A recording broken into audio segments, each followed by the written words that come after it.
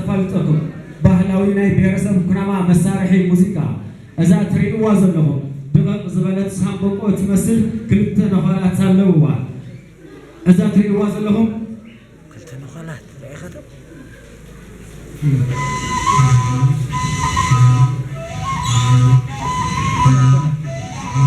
ካድማ ኮንያልያ እዛ መሳርሒ እዚኣ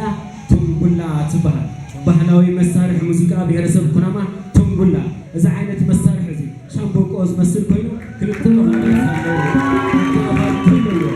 ኣብ ጊዜ ፈተና መዋሰን ትጥቀመሉ እዚ ንሪኦ ዘለና ዓይነት መሳርሒ ድማ ፎንፍራ ይበሃል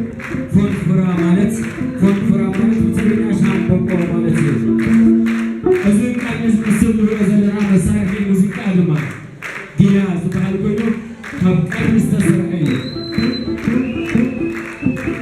እዚ ምስሊ የማናይ ሒዝዎ ዘሎ ድማ ካንጋላ ዓባል ጋላ ዝበሃል ኮይኑ ብሕታዊ ናይ ዓለምና ኩሉ ዓይነት ሙዚቃ መፃወት ዝኽእል መሳርሒ ሙዚቃ እዩ ብሔረሰብ ኩናማ እዚ ትሪእዎ ዘለኹም ውቁር ባህሊ ናይ ብሔረሰብ ኩናማ እዛ ትሪእዋ ዘለኹም ዓባይ ሰበይቲ ተሸኪመቶ ዘላ ካስማ ዝበሃል መሳርሒ ኮይኑ ንዝኾነ ይኹን ዓይነት ኣቕሓ መሰከም ይኸውን ከም ትሪእዎ ዘለኹም ንሕልጭ ንማይ መውፅኢ ንሰራ ንኻልእ መሰከሚ ዝኸውን እዩ ቅፅል ለቢና ድማ እዚ መጀመርያ መሪሑ ዘሎ ትሪእዎ ዘለኹም ከምቲ ዓንትዎ ዝበልኩዎም ናይ መጀመርያ መሪሕና ንሪኦ ዘለና ዓለት ገዛ ናይ ዓለት ሸዋ ኮይኑ እዚ ገዛ ኣሰራርሓ እዚ ናይ ዓለት ሸዋ ገዛ ዝፍለየሉ ኣሰራርሓ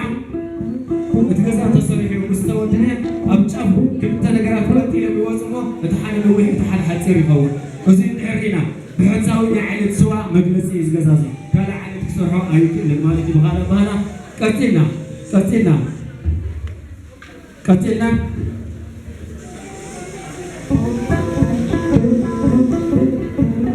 ኣብዚ ዘሎ ድማ ኣብዚ ንሪኦ